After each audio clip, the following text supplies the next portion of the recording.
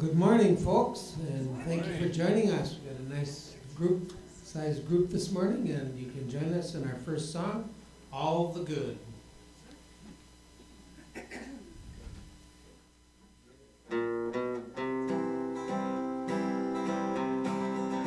I cannot do all the good that the world needs, but the world needs all the good that I can do.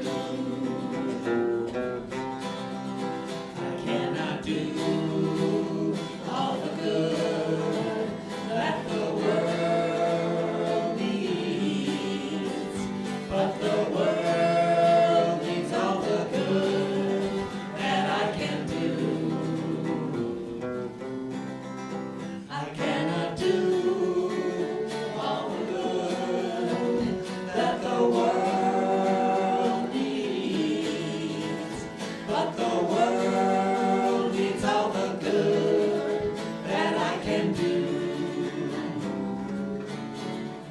I cannot do all the good that the world needs, but the world needs all the good that I can do.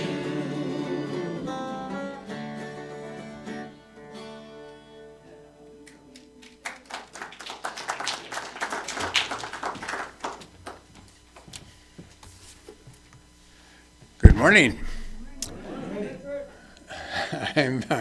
I'm Bedford, the chairperson for today. And I welcome all those that are here in person and those that are joining us electronically. You know, we are made for all the good, all the joy, all the bliss. That is our natural home, if you will. That's our natural core. But as a human being, of course, we get into all kinds of challenges and temporal joys, for that matter, too. And I think we're celebrating Palm Sunday, which is the beginning of temporal celebration and joy coming into Jerusalem. But towards the end of the week, certainly a very challenging thing that's happening to Jesus. And that kind of encompasses, I think, in so many ways, the ups and downs of life, the human form of life, if you will. But still, at the core of that human life, and it's witnessed next Sunday with Easter, is a joy that cannot be defeated, no matter what. So as we go through human life, I think our privilege is to access that deepest truth, that deepest joy and bliss, if you will, that is our real heritage, is our real home, is our real truth, always. I think evidence of that is at the bookends of life, at birth and at death. At birth, you and I come out of our mother's womb, and we have no ego. We have no sense of self. We have no sense of right, wrong, good, bad, none of that. We're just presence, pure presence, if you will. I think we're pure divine energy at that point. So it's all loving, it's all good, it's all joyful. Now, we can't say we can experience it in the way we'd experience it other things as we grow older, because we just don't have the equipment yet neurologically to do that. But it's still there, that we are really divine in essence and attaining and growing into the human form, which is the ones that we will have some temporal joys and some temporal struggles, but nonetheless at the bottom is what we were born with, which is just pure divine energy. And then at the other end of life is death, and that is really the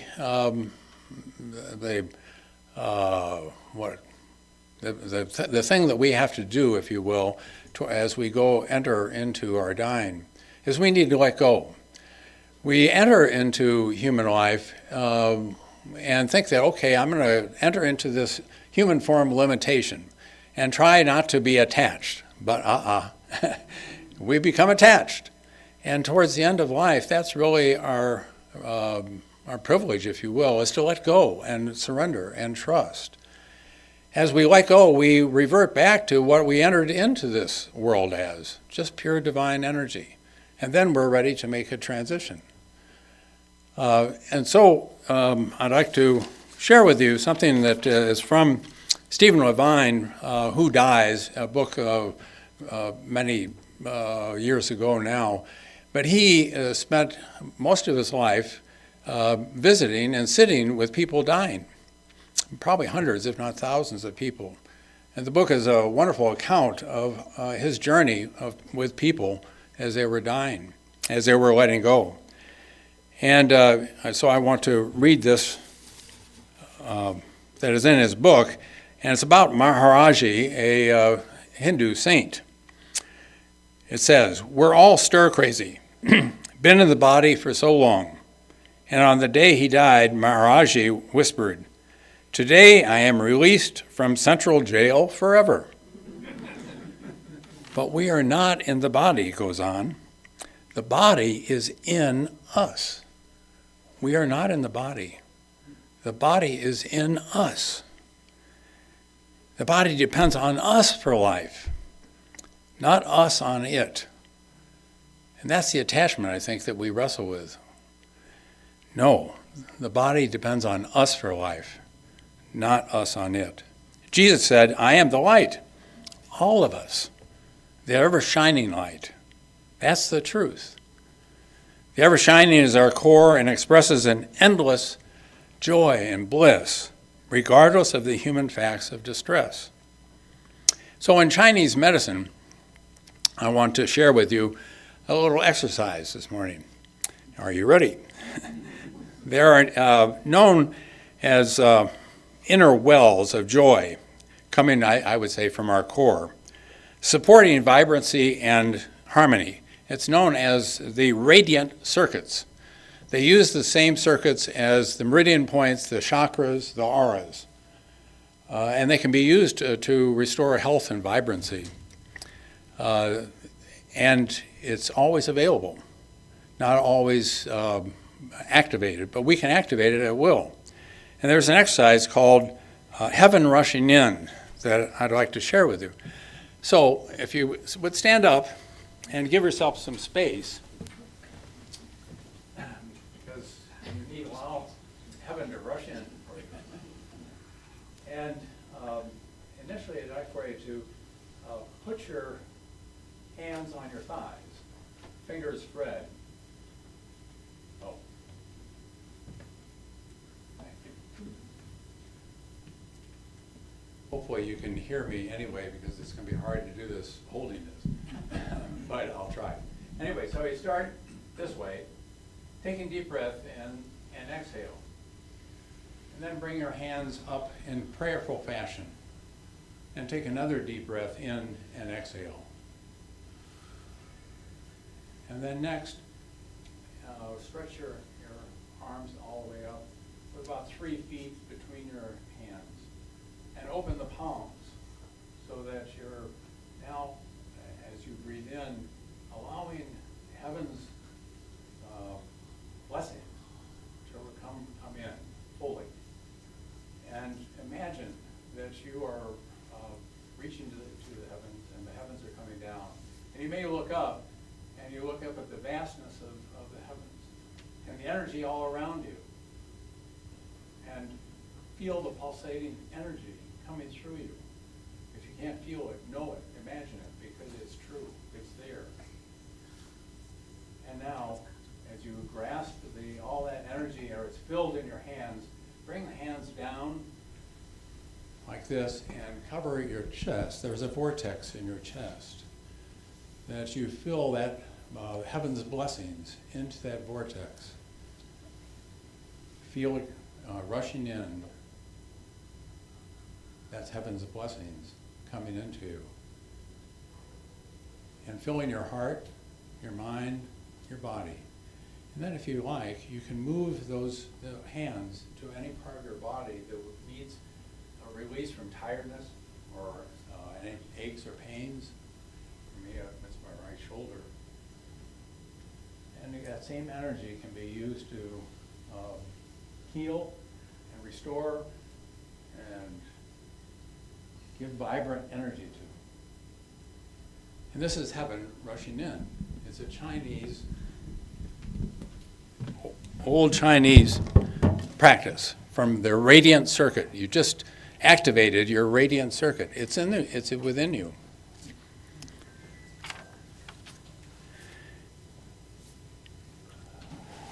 So, with that, hopefully, rejuvenation, let us proceed on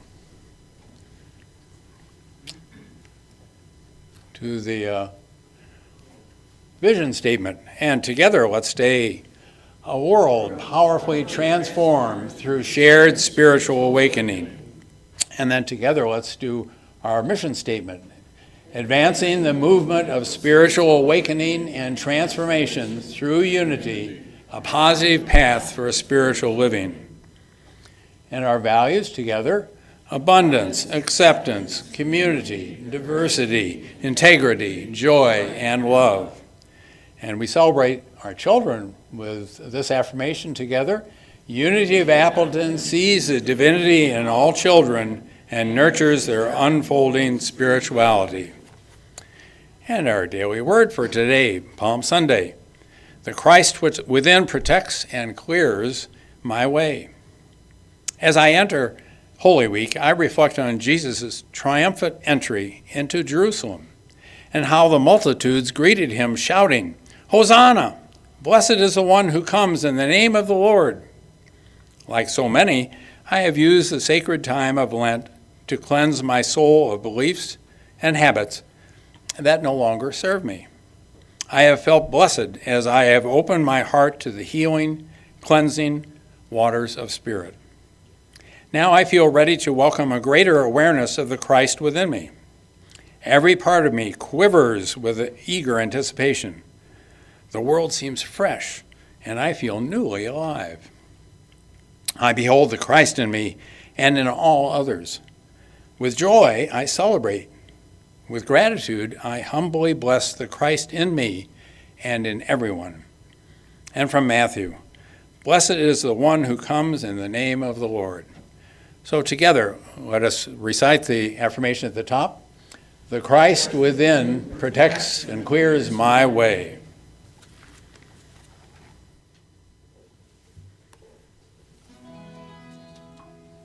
Bless the lyrics, they get right.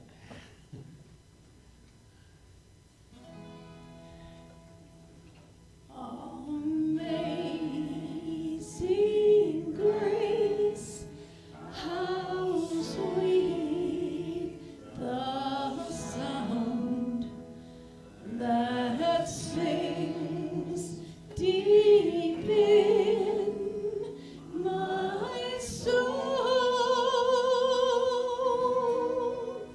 since long before I saw the sun, with Spirit I was home.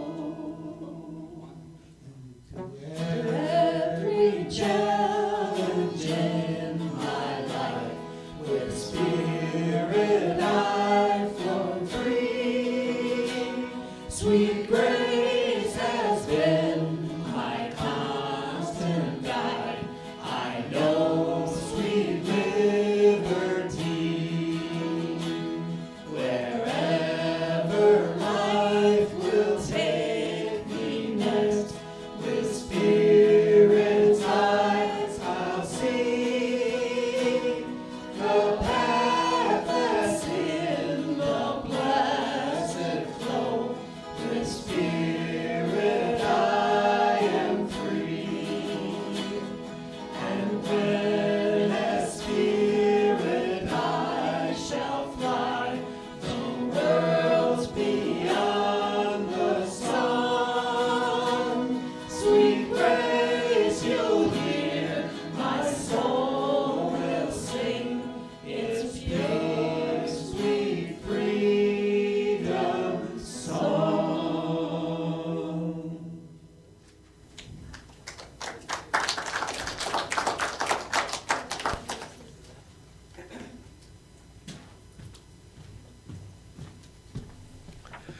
So I get the privilege of introducing Reverend Liesa Chase, whom you saw briefly, and you'll see again in a moment.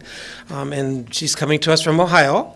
She's an ordained unity minister, is very passionate about family and facilitating spiritual exploration for people of all ages. She enjoys speaking, teaching, mentoring, and consulting. She's a perfect balance of high energy and peaceful spirit. Reverend Chase is centered in prayer and engaged in service. She leads Unity of Dayton's prayer team, is a member of Unity Urban Ministerial School Scholarship Committee, and is a student advisor. She has contributed her skill and talent to several youth curriculum projects. In her youth ministry career of 20-plus years, Reverend Chase served the Great Lakes Unity region as their youth and family training and event director, and was also the youth and family ministry director at Unity of Dayton. She has received the Distinguished Youth Service Award from Unity Worldwide Ministries. Today, she stays connected with youth and families by subbing for a Montessori school. In 2023, she circled back to the skills of her first career as a software engineer when she joined the staff of Unity Urban Ministerial School, providing tech support for their learning management system. Reverend Chase encourages people to expand their spiritual knowledge and integrate it into their daily lives. And so we welcome Reverend Liesa Chase.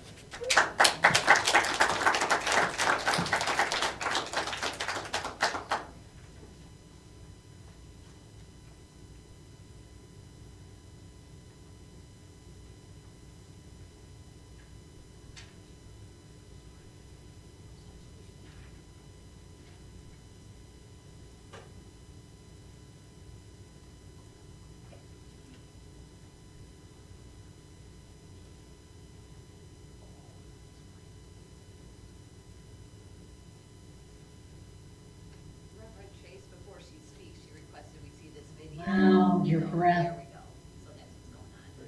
to take you into the knowledge that you are love expressing, that you are In the days when he divine knew that he wisdom. should be taken up, he intently set his face to go to Jerusalem. Luke 9:51. As Jesus traveled, people excited and encouraged by his message expressed a desire to join the group. As they were going along the road, someone said to Jesus, "I will follow you any place you go." Luke 9:57.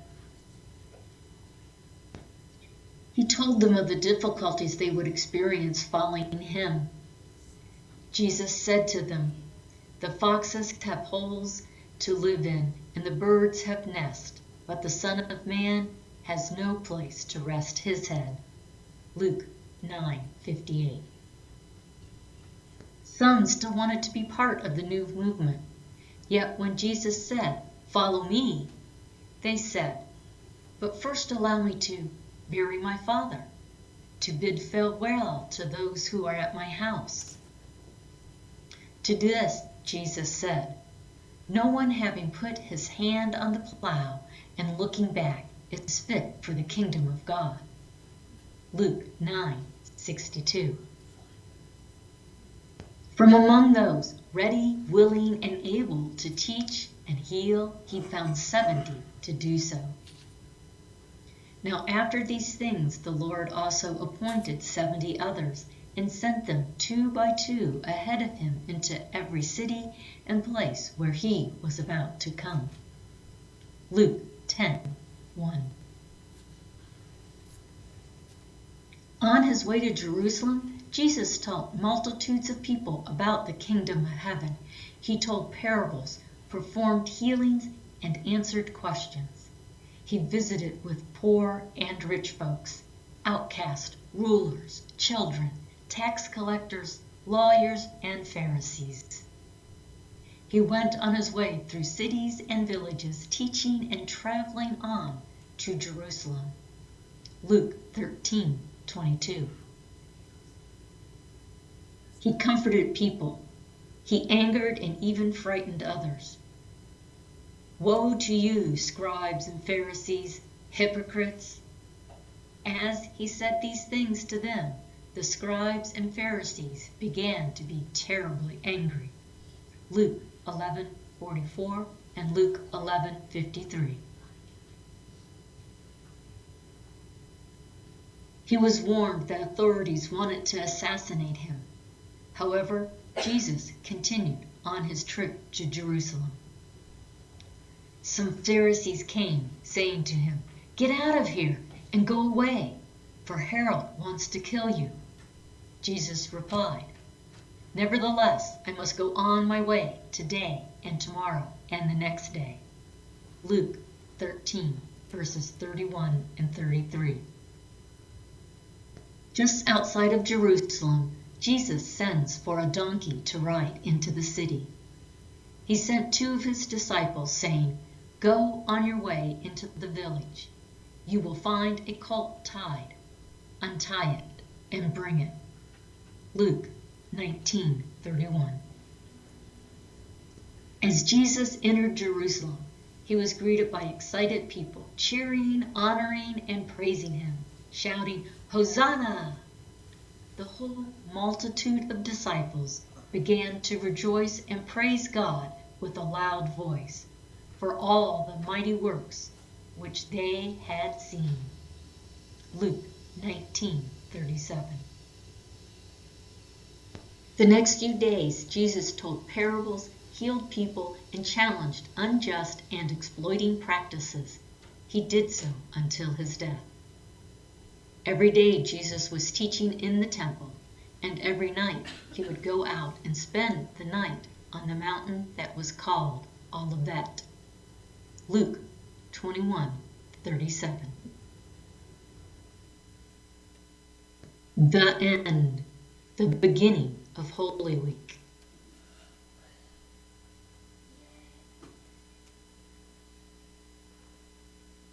So Jesus is consistently teaching and healing on his trip to Jerusalem. He drew more and more followers. Jesus faces his opposition with wisdom and understanding. Jesus acts boldly and with confidence. Throughout the trip to Jerusalem, Jesus is consistently teaching and healing. He doesn't waver from his mission. He's centered in spirit. Jesus knows what to do, and he does it. Jesus is traveling with all 12 disciples, and each disciple represents one of the 12 powers that Unity's co-founder Charles Fillmore identified present in each of us. Faith and strength keep him strong and focused on his path. Love and wisdom help him to respond to the various situations he encounters. Power and imagination support the healings he performs. Understanding and will aid him in deciphering visions and deciding on action. Zeal and order provide the energy and direction to keep him moving. And elimination and life allow Jesus to let go of the past and of what might be and embrace the now. These 12 powers are available to each of us. We too can use them to move forward on our path. I want you to notice the pairing of the powers and how one power works with the other to balance it out and to ward off any extreme results of applying it alone or becoming out of balance. Applying the powers together enhances the effectiveness of them. Faith and strength are represented by 2 disciples that are brothers, Peter and Andrew. Love and wisdom are also represented by brothers, John and James. And the bond between brothers is strong. The common bloodline, I think, implies a physical connection as well as an emotional one. Like a single thread, and I know you may not be able to see my thread across Boom, but I have this single thread and it's more easily broken than if 2 threads were twisted together. When that just increases that tensile strength, the load that the double string can withstand under pressure is greater. It took a while for me to get that one broken. And before it's breaking of that stretch and that pull.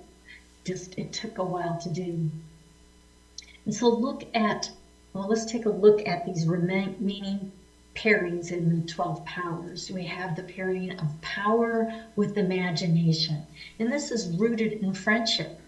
Philip, representing power, brought his friend Bartholomew, representing imagination, into discipleship with Jesus.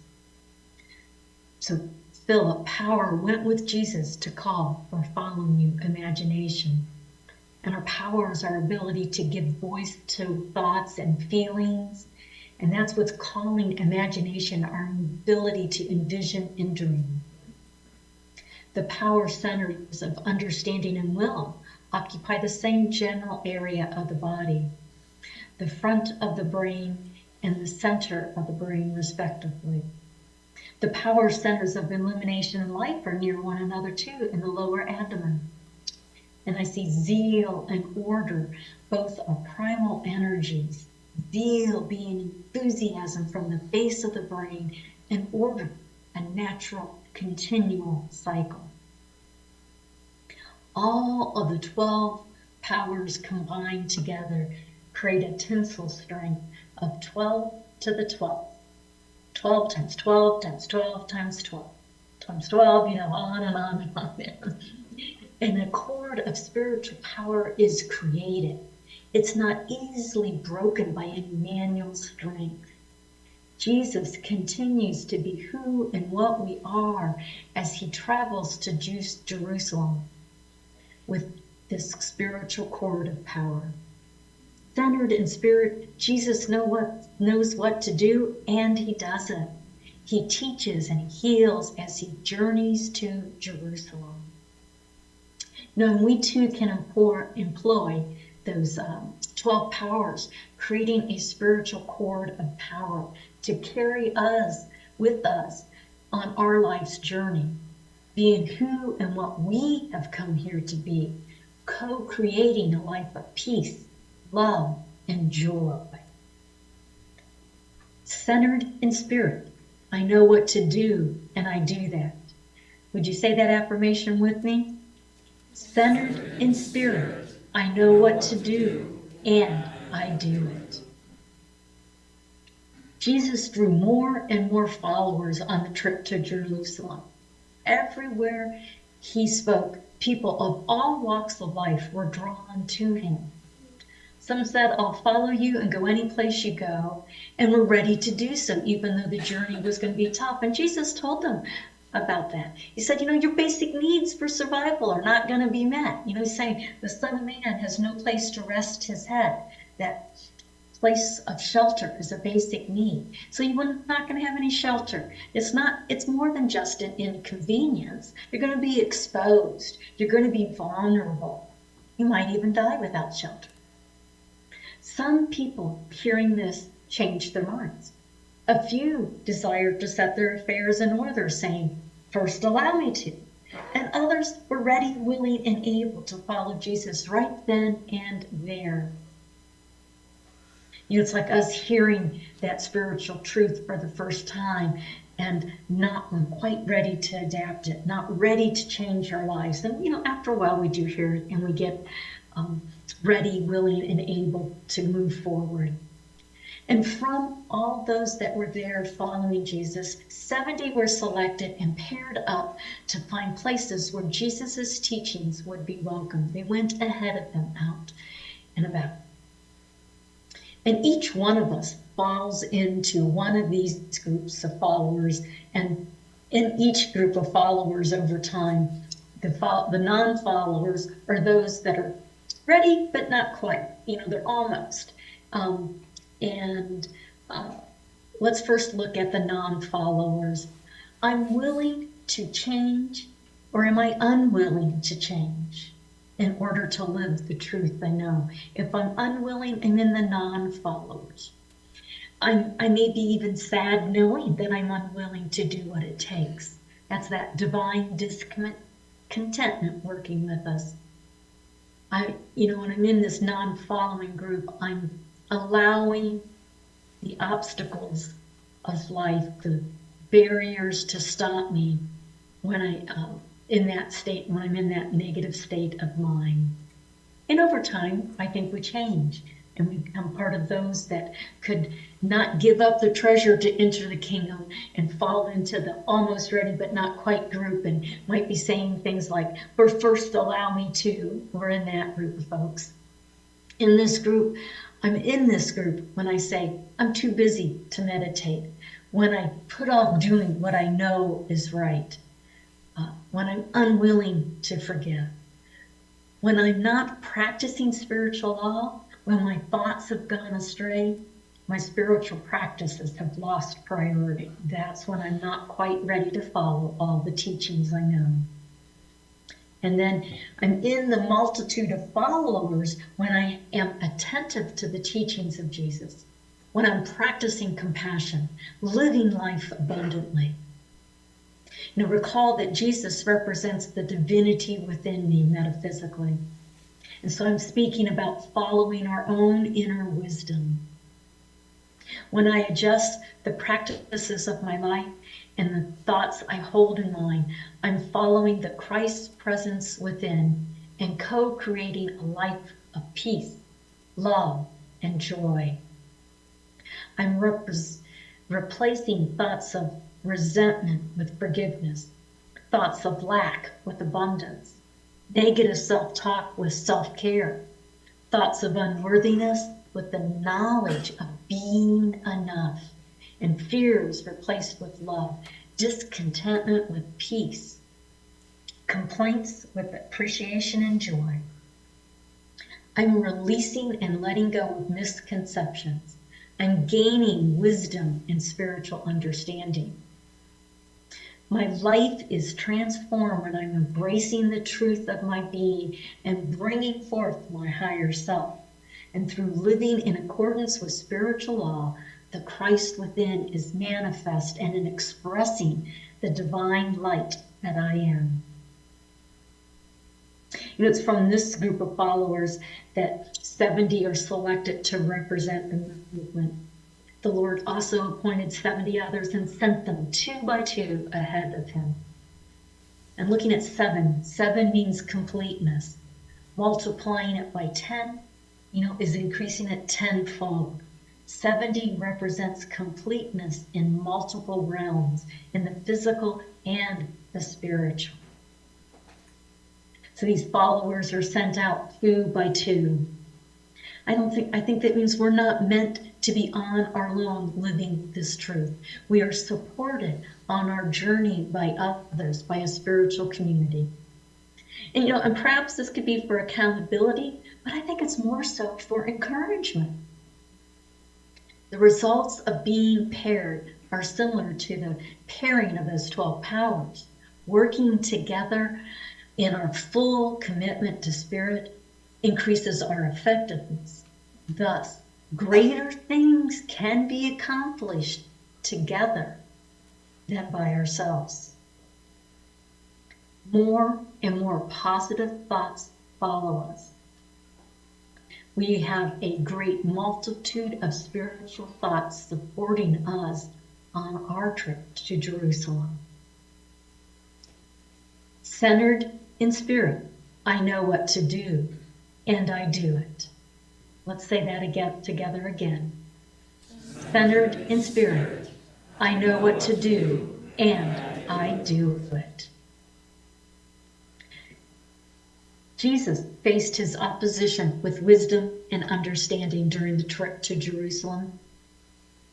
Many times he was asked questions in order to trap him. What shall I do to inherit eternal life? Is it lawful for us to pay taxes to Caesar? When will the kingdom of God come? By what authority do you teach? Jesus often answered with a question of his own or a parable. He did not ignore the question, but instead used it to teach. He was clearly making a point. And Jesus didn't tolerate hypocrisy. He spoke out about injustice. He pointed out inconsistent practices. And of course, the people whose ways of operating were being threatened by his views were angered, and some were even frightened. He definitely was upsetting the ordered world of the religious leaders and lawyers. He was moving their cheese. Jesus was bringing in a new era. Just think for a moment, when challenged, when would it serve us to ask a question or to tell a story?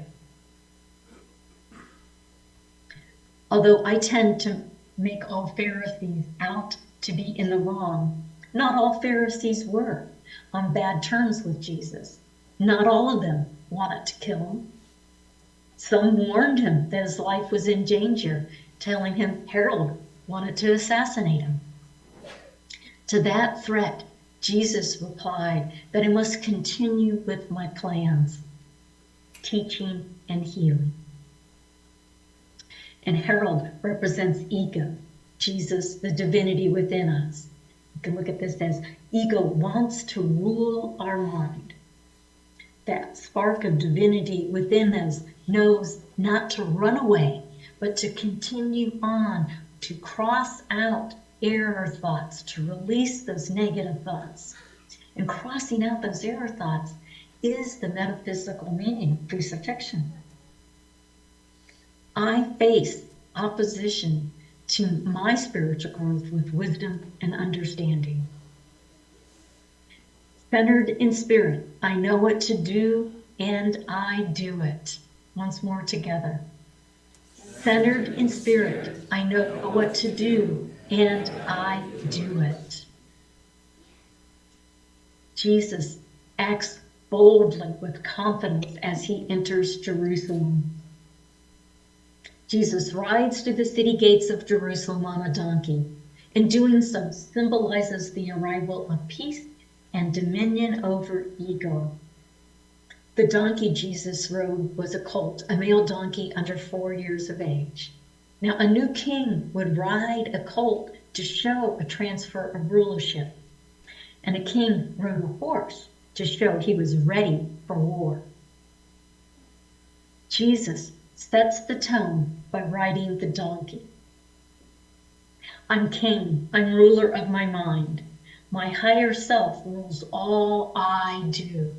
I usher in a time of peace. With my spiritual self being in charge, peace reigns. Metaphysically, Jerusalem means possession of peace. Jesus enters Jerusalem declaring peace prevails. When I turn within for guidance and allow it dominion over my thoughts, words, and action, I live in peace. Once in Jerusalem, Jesus continues to teach. He boldly drove out the merchants of the temple. He teaches in the temple during the day, and at night he returns to Mount Olivet. Once we arrive at our destination, there is work to be done. We don't reach a state of complete peace and plant a peace pole and then turn around and leave.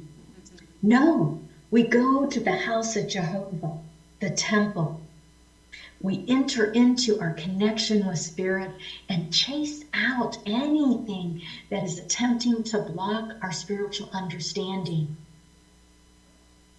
Having cleared our minds, we are open and receptive to messages from Spirit. After a day of expressing our higher self, we spend the night in a high state of consciousness, maintaining our connection to Spirit, so that we are not pulled down into material concerns. During the night, in this elevated state of consciousness, we are renewed and prepared for the next day. Together, let's say this affirmation. Centered in Spirit, I know what to do, and I do it. Peace be with you.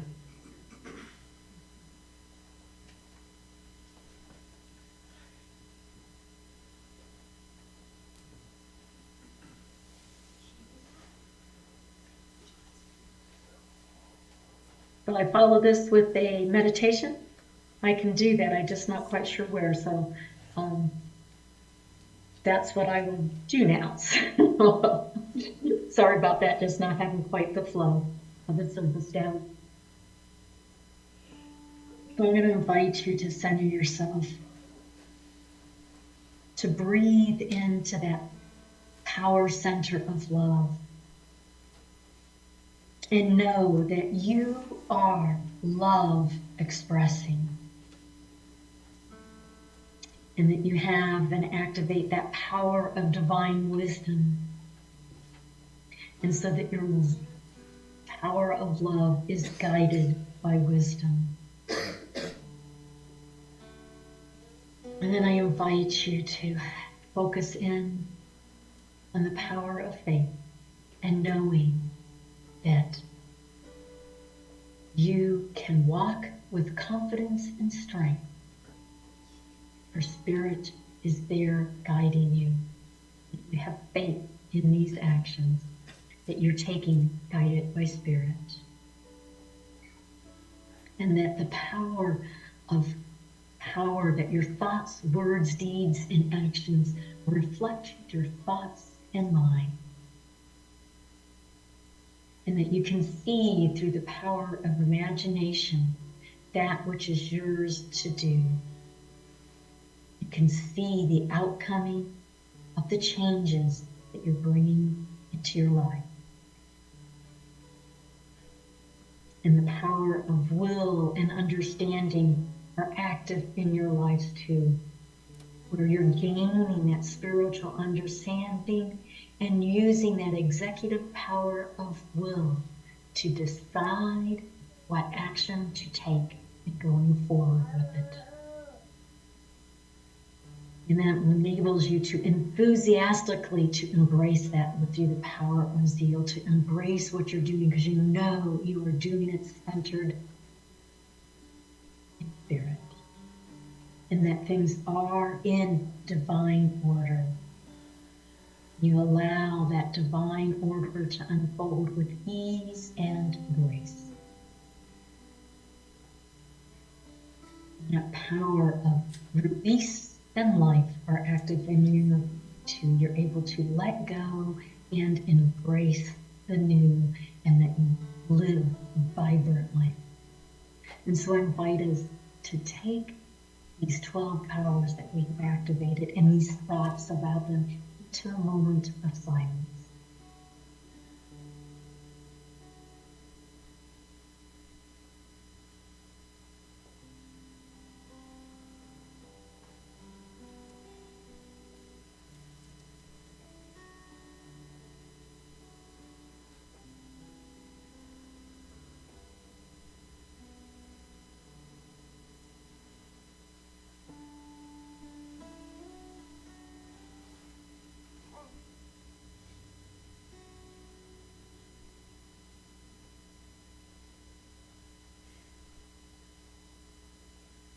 From this time of connection with Spirit, we affirm, centered in Spirit, I know what to do and I do it.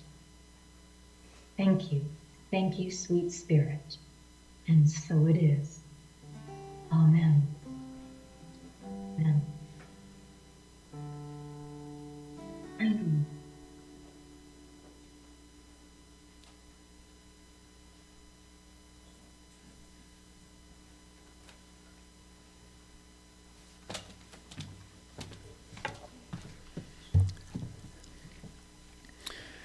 In this contemplative spirit, we now enter into our own healing prayer. And you can read this along with me if you will. I am love. I am health. I am peace. I deserve to be loved. I deserve to be happy.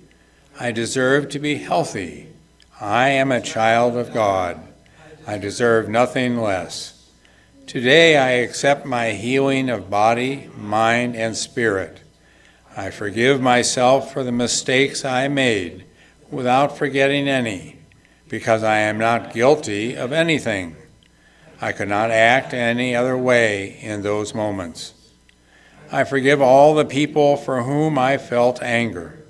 I accept them because they could not be as I wanted. I release them and I free myself from the resentment forever. I cancel the past in the present to free my future. I deserve to enjoy the love of my loved ones. I stop judging myself and judging others forever. I now release all my pain, my mistakes, and my illness. The Spirit can transform it into health, love, and peace. I accept everything as it is now, and with patience to begin to finally heal. God, you are in me, and I am in you. By your divine power and your love within me, I decide to heal my body, my mind, and my soul. I open my heart to your pure love that surrounds me with its radiant light, revitalizing every cell of my body. Every negative thought becomes positive, recreating myself in a new life full of love and joy. I will share this love with all, communicating everything I feel. I wish to heal with all my heart and then to help others, thus fulfilling my mission of love and communication of love in this life. Thank you, universe, that already is. Now we move from prayer to our affirmation of prosperity. This is the time when those of us who feel Unity of Appleton as our spiritual home practice putting Spirit first in our financial life. This practice prospers the spiritual community we love and supports our own spiritual growth and prosperity. Please give whatever Spirit guides you to give. Whether it is in person or electronically, whatever that amount is, take that gift into your heart and bless it with your love. Feel free to bless the plate as it passes by. Let yourself feel grateful to God in you as your one source. Then please join in this affirmation of prosperity. Unity of Appleton is alive with the energy of Spirit in the flow of divine abundance and radiant with unlimited possibilities. And let's say together the celebration of giving and receiving. Divine love in and through me blesses and multiplies all that I am, all that I have, all that I joyfully give and willingly receive. I give in love, and I trust God as my source.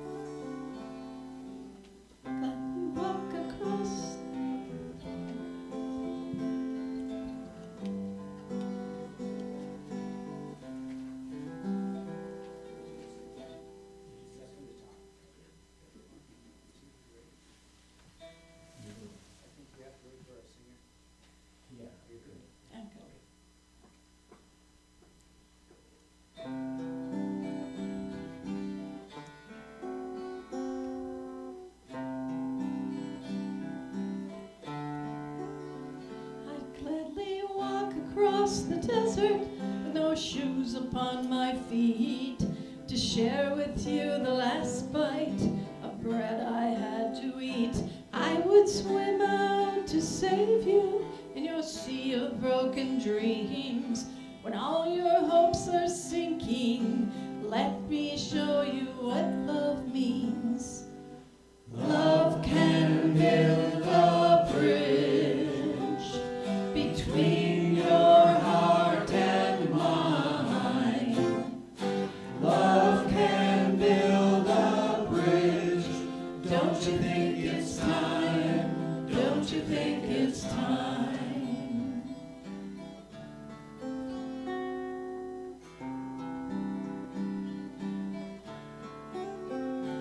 I would whisper love so loudly every heart would understand that tribes of men. I would give my heart's desire so that you might see. The first step is to realize that it all begins with you and me. Love can build a bridge between your heart and mine. Love can build a bridge. Don't you think it's time? Don't you think it's time? Love can build a bridge between your heart and mine. Love can build a bridge. Don't you think it's time? Don't you think it's time?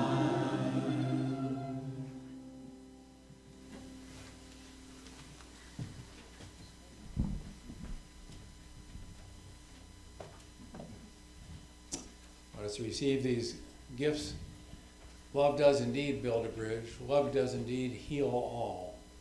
We know the truth, and now we do it. And these gifts symbolize that. And we go forth doing and living the truth. And so it is. Amen.